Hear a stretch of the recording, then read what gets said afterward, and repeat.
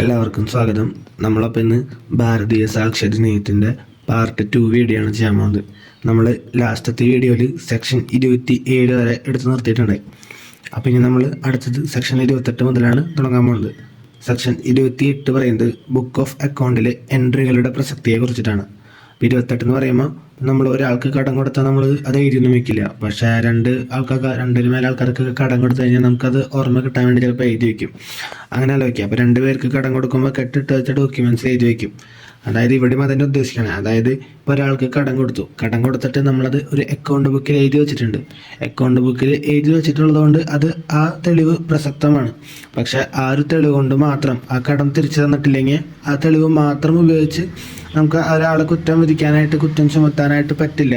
ആ തെളിവുകൾ പ്രസക്തമാണ്, പക്ഷെ അത് തെളിയിക്കാനായിട്ട് മറ്റും തെളിവുകൾ ആവശ്യമാണ്.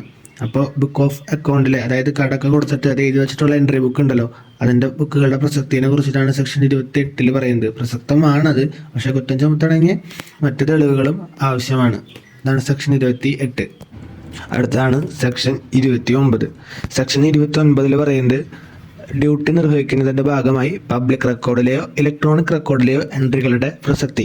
അതായത് ഇവിടെ മെയിനായിട്ട് പറയുന്നത് ഇപ്പോൾ നമ്മുടെ പോലീസോ അല്ലെങ്കിൽ രാജ്യത്തിൻ്റെ നിയമം അനുശാസിക്കുന്ന ഏതെങ്കിലും വ്യക്തി അദ്ദേഹത്തിൻ്റെ ഡ്യൂട്ടി നിർവഹിക്കുന്നതിൻ്റെ ഭാഗമായിട്ട് പബ്ലിക് ബുക്കിലോ അല്ലെങ്കിൽ ഒഫീഷ്യൽ ബുക്കിലോ രജിസ്റ്ററിലോ റെക്കോർഡിലോ ഇലക്ട്രോണിക് റെക്കോർഡിലോ ചെയ്യുന്ന എൻട്രികളൊക്കെ പ്രസക്തമാണ്. അതൊരു പ്രസക്തമായ ഒരു വസ്തുതയാണെന്നാണ് പറയുന്നത്. ഇത് ആലോചിക്കാൻ നമ്മൾ പോലീസുകാരൊക്കെ കണ്ടിട്ടുണ്ടായിരുന്നു. നൈറ്റിലും ഇപ്പോൾ അവർ റൗണ്ടൊക്കെ ചുറ്റാൻ പോകുമ്പോൾ ഓരോ സ്ഥലത്ത് അത് എഴുതി വയ്ക്കണം. പിന്നെ ഒരു മെയിൻ സ്ഥലങ്ങളുണ്ട്, അവിടെ ചെറിയൊരു പുസ്തകമൊക്കെ ഉണ്ടാവും. അത് നിങ്ങൾ ചിലരെങ്കിലും അത് കണ്ടിട്ടുണ്ടാവും. അപ്പോൾ അവിടെ പോയിട്ട് എഴുതി വയ്ക്കും, മാർക്ക് ചെയ്ത് വയ്ക്കും. അതായത് 2 നേരവും നൈറ്റിൽ പോകുമ്പോൾ എന്ത് ചെയ്യണം, പോലീസ് ആ സമയത്ത് എത്തി എന്നുള്ളത് മാർക്ക് ചെയ്ത് വയ്ക്കണം രജിസ്റ്ററിൽ. അപ്പോൾ അങ്ങനെ ആലോചിക്കുക, 2 നേരം നൈറ്റിൽ മാർക്ക് ചെയ്ത് വയ്ക്കണം. അത് പ്രസക്തമാണ്. അങ്ങനത്തെ റെക്കോർഡ്, അതിന് എന്ത് ടൈപ്പ് റെക്കോർഡ് വേണമെങ്കിൽ ആവാം. പബ്ലിക്കിന് പുസ്തകമാവാം, ഇലക്ട്രോണിക് റെക്കോർഡാവാം. അങ്ങനത്തെ എൻട്രികളൊക്കെ പ്രസക്തമാണെന്നുള്ളത് ഒരു വസ്തുതയാണ്. അതാണ് സെക്ഷൻ 29 പറയുന്നത്. Relevancy of entry in public record or N electronic record made in performance of duty. അതായത് അവരുടെ ഡ്യൂട്ടിയുടെ ഭാഗമായിട്ട് ചെയ്തത്, അതൊക്കെ പ്രസക്തമാണ്. അടുത്തതാണ് സെക്ഷൻ 30. സെക്ഷൻ 30 പറയുന്നത് മാപ്പുകൾ, ചാർട്ടുകൾ, പ്ലാനുകൾ എന്നിവയുടെ പ്രസക്തിയെ കുറിച്ചിട്ടാണ്. അതായത് 30 എന്ന് പറയുമ്പോൾ മാപ്പ് എന്ന് ആലോചിക്കുക. ഇപ്പോൾ പൊതുവിൽപ്പനയ്ക്ക് നമ്മൾ വാങ്ങിക്കണം മാപ്പ്, അല്ലെങ്കിൽ കേന്ദ്ര സർക്കാരിന് കീഴിൽ അല്ലെങ്കിൽ സംസ്ഥാന ഗവൺമെൻറ്റിൻ്റെ കീഴിൽ ഉണ്ടാക്കിയിട്ടുള്ള മാപ്പ്. അങ്ങനത്തെ മാപ്പുകൾ, പ്ലാനുകൾ, അതിലടങ്ങിയിട്ടുള്ള വസ്തുതാപരമായ പ്രസ്താവനകളൊക്കെ എന്താണ്, നിയമപരമായ സന്ദർഭങ്ങളിൽ പ്രസക്തമാണ് എന്ന് പറയുന്നത്. മാപ്പ് എഴുതിയിട്ടുള്ള കാര്യങ്ങളും കോടതിയുടെ ഒരു കേസ് ആവശ്യം വരാണെങ്കിൽ അങ്ങനത്തെ പ്ലാനുകളൊക്കെ എന്താണ്, പ്രസക്തമാണ്. ആ കുറ്റം തെളിയിക്കാനായിട്ട് അല്ലെങ്കിൽ കേസ് സോൾവ് ചെയ്യാനായിട്ട് അത് നമുക്ക് സഹായകരമായിരിക്കും. അതിനും ഒരു പ്രസക്തിയുണ്ട്. മാപ്പുകൾ, ചാർട്ടുകൾ, പ്ലാനുകൾ എന്നിവയ്ക്കൊക്കെ. അപ്പം 30 എന്ന് പറയുമ്പോൾ മാപ്പ് എന്ന് ആലോചിക്കുക. BSAയിൽ 30 മാപ്പ്. അടുത്തതാണ് സെക്ഷൻ 31. സെക്ഷൻ 31 പറയുന്നത് ചില നിയമങ്ങളിലോ വിജ്ഞാപനങ്ങളിലോ അടങ്ങിയിരിക്കുന്ന പൊതു സ്വഭാവത്തിലുള്ള വസ്തുത സംബന്ധിച്ച പ്രസ്താവനയുടെ പ്രസക്തിയെ കുറിച്ചിട്ടാണ്.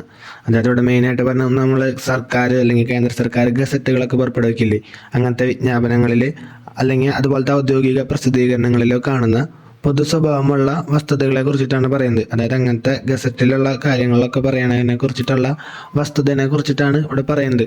അത് ഓർത്തിരിക്കാൻ വേണ്ടി 31-ാം തീയതി മാസത്തിൻ്റെ അവസാനമായി അപ്പോൾ എന്നാണ് ഗസറ്റ് ഇറക്കുക, വിജ്ഞാപനം ഇറക്കാമെന്ന് ആലോചിച്ച് വയ്ക്കുക. അപ്പോൾ അങ്ങനത്തെ ഗസറ്റിലുള്ള കാര്യങ്ങളുടെ വസ്തുതയെ കുറിച്ചിട്ടാണ്. അതും എന്താണ്, കോടതി അതും വിലക്കെടുക്കും. അങ്ങനത്തെ കാര്യങ്ങളിലുള്ള വസ്തുതയും ഇമ്പോർട്ടൻ്റ് ആണ്.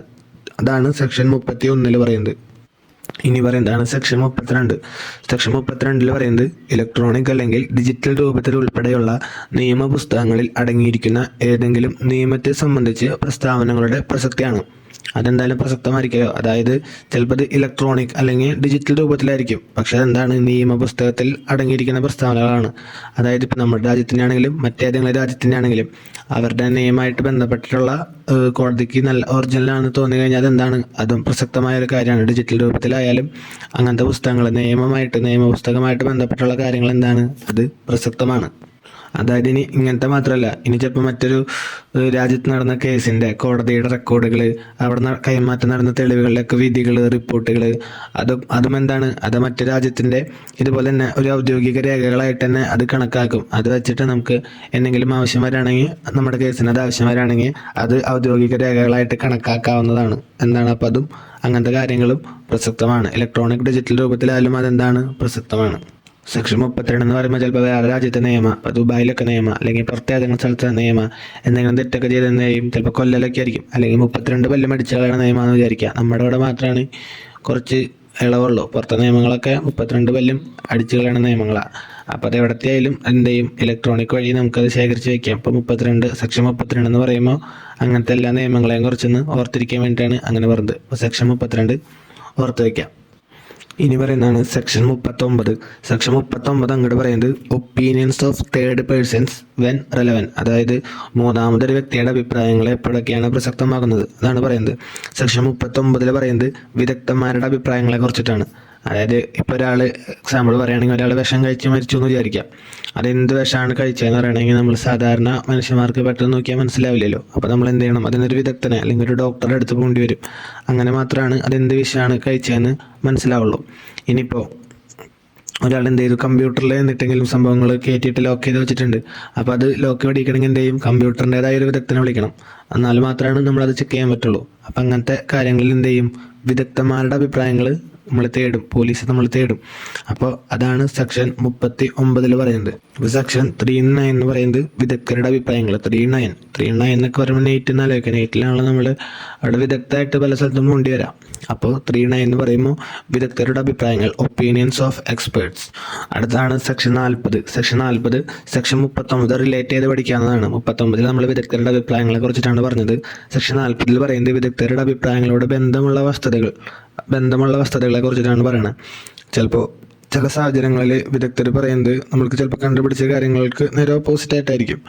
അതായത് വേറെ രീതിയിലുള്ള കണ്ടുപിടുത്തങ്ങളോട് കിട്ടിയ തെളിവുകളോട് ചിലപ്പോൾ പൊരുത്തമില്ലാതെ വരാൻ സാധ്യതയുണ്ട്.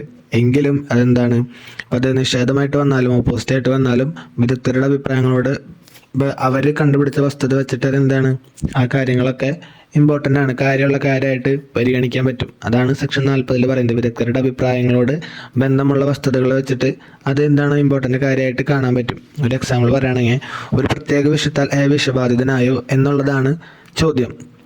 ആ വിഷയത്താൽ വിഷബാധിതരായ ആളുകൾ ആ വിഷയത്തിൻ്റെ ലക്ഷണങ്ങളാണ് വിദഗ്ധന്മാർ സ്ഥിരീകരിക്കുന്നതോ അല്ലെങ്കിൽ നിഷേധിക്കുന്നതോ, എങ്ങനെയായാലും സ്ഥിരീകരിച്ചാലും നിഷേധിച്ചാലും ചില ലക്ഷണങ്ങൾ കാണിച്ചെന്ന വസ്തുത പ്രസക്തമാകുന്നു. അതായത് ഇപ്പം നമ്മൾ എന്ത് ചെയ്താലും വിദഗ്ധന്മാരാണ് അത് പറയണമെന്നുണ്ടെങ്കിൽ എന്തായിരിക്കും, ആ സംഭവം പ്രസക്തമായിരിക്കുന്നതാണ് പറയുന്നത് സെക്ഷൻ 40. അപ്പോൾ അത് റിലേറ്റ് ചെയ്ത് പഠിക്കുക, സെക്ഷൻ 39 സെക്ഷൻ 40. ഇനി പറയുന്നതാണ് സെക്ഷൻ 41. സെക്ഷൻ 41 പറയുന്നത് കൈപ്പടയെയും ഒപ്പിനെയും കുറിച്ചുള്ള അഭിപ്രായങ്ങൾ പ്രസക്തമാകുന്നത് എപ്പോൾ, അതിനെ കുറിച്ചിട്ടാണ് സെക്ഷൻ 41 പറയുന്നത്. സെക്ഷൻ 41 മുന്നത്തത് ചെറുതായിട്ടൊന്ന് റിലേറ്റ് ചെയ്ത് പറയാം. ഇത് സിമ്പിളായിട്ട് പറയുകയാണെങ്കിൽ ഇപ്പോൾ എ എന്ന് പറയുന്ന ഒരാൾ ബിക്ക് ലെറ്റർ അയച്ചുകൊണ്ടിരിക്കുക. അപ്പോൾ ലെറ്റർ അയക്കുമ്പോൾ എന്താണ്, എ എന്ന് പറയുന്ന ആളാണോ ലെറ്റർ അയക്കണേന്ന് ഉറപ്പില്ല. അതായത് ബി വിചാരിച്ചിരിക്കുന്നത് എ തന്നെയാണ് ലെറ്റർ അയക്കണമെന്നാണ്. ചിലപ്പോൾ എ ആവാം, എ ആവാതിരിക്കാം, ഒന്നിക്കട്ടെ. ബി വിചാരിക്കണത് എയുടെ കൈപ്പടയിലാണ് ലെറ്റർ വരുന്നത്. അപ്പോൾ എ എനിക്ക് ലെറ്റർ അയക്കണമെന്നാണ് വിചാരിക്കണത്. ഇനി ബിക്ക് ഒരു ക്ലർക്ക് ഉണ്ട്. ആ ക്ലർക്ക് ഈ ബിയുടെ ലെറ്ററുകൾ ഫസ്റ്റ് ക്ലർക്ക് കളക്ട് ചെയ്തിട്ടാണ് ബിക്ക് കാണിച്ചു കൊടുക്കുക. അപ്പോൾ ക്ലർക്ക് എന്ന് തന്നെയാണ് വിചാരിച്ചിരിക്കണത്, എയുടെ കൈപ്പടയാണല്ലോ, അപ്പോൾ ഇത് എ തന്നെയായിരിക്കും ഇതയക്കണമെന്നാണ് വിചാരിച്ചിരിക്കണത്. അപ്പം അങ്ങനത്തെ സാഹചര്യത്തിൽ ബി ആയാലും സി ആയാലും ക്ലർക്കിൻ്റെ പേര് സി എന്നാ. അപ്പോൾ ക്ലർക്കും ഈ ബിയും അത് എ തന്നെയാണ് അയക്കണേന്ന് കരുതപ്പെടുന്ന അങ്ങനത്തെ സാഹചര്യങ്ങളിൽ അതെന്താണ്, അവർ എ തന്നെയാണ് കത്തയക്കണേന്ന് വിശ്വസിച്ചുകൊണ്ട് അങ്ങനെ പറയുന്ന പ്രസ്താവനകളൊക്കെ എന്താണ്, പ്രസക്തമാണ്. അതായത് അവരുടെ മനസ്സിൽ എയുടെ കൈപ്പടയിലാണ് വരുന്നത്. അപ്പോൾ അവർ ഉറപ്പിച്ചത് എ തന്നെയാണ് തയ്ച്ചതെന്നാണ്. അപ്പം അങ്ങനത്തെ സാഹചര്യങ്ങളിൽ അതെന്താണ്, എ തന്നെ അയച്ചതെന്ന് പറഞ്ഞാൽ അവരുടെ പറയണതിനൊരു കാര്യമുണ്ടല്ലോ. അപ്പോൾ അതും കോടതിയിൽ എന്താണ്, പ്രസക്തമാണ്. ഇനിയിപ്പോൾ ചില സാഹചര്യങ്ങളിൽ ഇലക്ട്രോണിക് സിഗ്നേച്ചറുകളൊക്കെയാണ് നമ്മളിപ്പോൾ യൂസ് ചെയ്യണം. ലെറ്റർ അയക്കലൊക്കെ കുറഞ്ഞു. അപ്പോൾ ഇലക്ട്രോണിക് സിഗ്നേച്ചറിനെ കുറിച്ചിട്ടുള്ള കാര്യങ്ങൾ വരുമ്പോൾ അത് നൽകിയ സർട്ടിഫയിങ് അതോറിറ്റി ഇല്ലേ, അങ്ങനത്തെ അവർ പറയുന്ന കാര്യങ്ങൾ എന്താണ്, പ്രസക്തമാണ്. സർട്ടിഫയിങ് അതോറിറ്റിയുടെ അഭിപ്രായം പ്രസക്തമായിട്ടെടുക്കും. ഇതൊക്കെയാണ് സെക്ഷൻ 41 പറയുന്നത്. നമ്മൾ കൈപ്പടയിലുള്ള ഒപ്പ് അല്ലെങ്കിൽ ഇങ്ങനത്തെ ഇലക്ട്രോണിക് സിഗ്നേച്ചർ ഇങ്ങനത്തെ കാര്യങ്ങളൊക്കെ പ്രസക്തമാകുന്നത് എപ്പോൾ, അതാണ് സെക്ഷൻ 41 പറയുന്നത്. അടുത്തതാണ് സെക്ഷൻ 42. സെക്ഷൻ 42 പറയുന്നത് പൊതുവായ അവകാശത്തിൻ്റെയോ ആചാരത്തിൻ്റെയോ അസ്തിത്വത്തെക്കുറിച്ചുള്ള അഭിപ്രായം എപ്പോൾ പ്രസക്തമാണെന്നാണ്. അതായത് പൊതുവായ അവകാശം, അതായത് ഒരു എക്സാമ്പിൾ പറയുകയാണെങ്കിൽ ഒരു അമ്പലത്തിൻ്റെ കിണർ, ചിലപ്പോൾ അത് പണ്ട് കാലങ്ങളിൽ ചിലപ്പോൾ അതെല്ലാവരും ഉപയോഗിച്ചിരുന്ന പൊതുകിണറായിരിക്കാം, അങ്ങനെ ആയിരിക്കാം ഒരുപക്ഷെ. പക്ഷെ അത് പിന്നീട് വർഷങ്ങൾക്ക് ശേഷം അവിടെ അമ്പലം വന്നു, അത് അമ്പലത്തിൻ്റെ ഒരു കിണറായി, അമ്പലത്തിൻ്റെ ആവശ്യങ്ങൾക്ക് മാത്രം ഉപയോഗിക്കുന്ന വെള്ളമാണ്, അതിൻ്റെ കർമ്മങ്ങളൊക്കെ നടത്തി അങ്ങനത്തെ വെള്ളമാണ്. അപ്പോൾ ഇനി എന്ത് ചെയ്യാൻ ഇപ്പോൾ കുറേ വർഷങ്ങൾ കഴിഞ്ഞു. അങ്ങനെ കുറേ വർഷങ്ങൾ കഴിഞ്ഞപ്പോൾ അത് അമ്പലക്കിണർ എന്നാണ് ഇപ്പോൾ അറിയപ്പെടുന്നത്. അപ്പം അങ്ങനത്തെ സാഹചര്യത്തിൽ പുറത്ത് ആൾക്കാർ വന്നിട്ട് ഞങ്ങൾക്കും വെള്ളം വേണം എന്നുള്ള ഒരു അവകാശവാദത്തോടെ അതിൽ വെള്ളം എടുക്കാൻ വന്നു കഴിഞ്ഞാൽ അതെന്താണ് അശുദ്ധി പോലെ അങ്ങനത്തെ ആചാരങ്ങൾ പോലെ ഉണ്ടല്ലോ. അപ്പോൾ അതെന്ത് ചെയ്യാം, അമ്പലക്കാർക്ക് അവകാശപ്പെടാം. അതായത് ഇത് ഞങ്ങൾ അമ്പലത്തിൻ്റെ കിണറാണ്, അമ്പലക്കിണറാണ്, ഇത് പുറത്ത് അങ്ങനെ എടുക്കാൻ പറ്റില്ല, അമ്പലത്തിൻ്റെ ആവശ്യങ്ങൾക്ക് ഉപയോഗിക്കേണ്ട വെള്ളമാണ് എന്ന് അവകാശപ്പെടാം. ഒരു എക്സാമ്പിൾ പറഞ്ഞാണ് കേട്ടോ. അങ്ങനെ അവകാശപ്പെടാം. അതാണ് പൊതുവായ അവകാശത്തിൻ്റെയോ ആചാരത്തിൻ്റെയോ അസ്തിത്വത്തെക്കുറിച്ചുള്ള അഭിപ്രായം എപ്പോൾ പ്രസക്തമാണ്. ഇങ്ങനെയൊക്കെ പറയുമ്പോൾ എന്താണ് അത് പ്രസക്തമാണെന്ന് ആലോചിക്കാം. അപ്പം ഇങ്ങനെ ആലോചിക്കാം, 42 ഓർത്തിരിക്കാൻ വേണ്ടി 4 ചുമരിനുള്ള ഉള്ളിലുള്ള ആൾ രണ്ടാമതൊരാൾ തൊട്ടാശുദ്ധമാവല്ലോ. അപ്പം അങ്ങനത്തെ കാര്യങ്ങളാണ് സെക്ഷൻ 42 പറയുന്നത്. Opinions as to existence of general custom or right when relevant. ഇനി പറയുന്നതാണ് സെക്ഷൻ 43. സെക്ഷൻ 42 റിലേറ്റ് ചെയ്ത് പറയാവുന്നതാണ്. അതായത് സെക്ഷൻ 43 പറയുന്നത് വഴക്കങ്ങൾ, സിദ്ധാന്തങ്ങൾ മുതലായവയെക്കുറിച്ചുള്ള അഭിപ്രായങ്ങൾ എപ്പോഴാണ് പ്രസക്തമാവുക എന്നതിനെ കുറിച്ചിട്ടാണ്. അതായത് ഇതുപോലെ തന്നെ ഏതെങ്കിലും ജനസമൂഹത്തിൻ്റെയോ കുടുംബത്തിൻ്റെയോ വഴക്കങ്ങളെയും സിദ്ധാന്തങ്ങളെയും കുറിച്ചൊക്കെ കോടതിക്ക് ചിലപ്പോൾ ശരിയായ അറിവുണ്ടാവണമെന്നില്ല. അല്ലെങ്കിൽ വല്ല മതസ്ഥാപനമോ ചാരിറ്റബിൾ സ്ഥാപനം അവരുടെ ഘടനയും ഭരണത്തെക്കുറിച്ച് അതുമായിട്ട് കുറച്ച് ബന്ധപ്പെട്ടിരിക്കുമല്ലോ. അപ്പോൾ എന്ത് ചെയ്യാം, കോടതിക്ക് അതുമായിട്ട് അറിവുള്ള ഒരു വ്യക്തിയുടെ അഭിപ്രായങ്ങൾ നേടാം. അപ്പം അങ്ങനത്തെ അഭിപ്രായങ്ങളും, അതായത് ഇപ്പോൾ മതത്തിന് നമ്മൾ വില കൊടുക്കാനൊന്നും ഇരിക്കണില്ല, മതത്തിനൊക്കെ അതിൻ്റേതായ ഇമ്പോർട്ടൻസും വില നമ്മൾ കൊടുക്കുന്നുണ്ട്. അപ്പം എന്താണ്, അപ്പം അതായിട്ട് ബന്ധമുള്ള ഒരാളുടെ അഭിപ്രായങ്ങൾ പ്രസക്തമാകുന്നു എന്നാണ് സെക്ഷൻ 43 പറയുന്നത്. സെക്ഷൻ 42 പറയുന്നത് എന്നിട്ടായിരുന്നു പൊതുവായ അവകാശത്തിൻ്റെയും ആചാരത്തിൻ്റെയും പൊതുവായിട്ടുള്ള കാര്യങ്ങൾ. ഇനി സെക്ഷൻ 43 പറയുന്നത് ഇതുപോലത്തെ വഴക്കങ്ങളും സിദ്ധാന്തങ്ങളും. അതിപ്പോൾ ആൾക്കാർക്ക് കൂട്ടായിട്ട് ഒരു മതത്തിലുണ്ടാകും, എന്തായാലും അതിൻ്റേതായ കുറച്ച് നിയമങ്ങളും കാര്യങ്ങളൊക്കെ ഉണ്ടാവും. അപ്പോൾ അതൊരു സ്ഥലത്ത് ആവശ്യം വരാണെങ്കിൽ അങ്ങനത്തെ നിയമങ്ങൾ പറയുന്നതൊക്കെ എന്താണ് കണക്കിലെടുക്കപ്പെടും. അത് ഒരു പ്രസക്തമായൊരു കാര്യമാണ്. അതാണ് സെക്ഷൻ 43 പറയുന്നത്.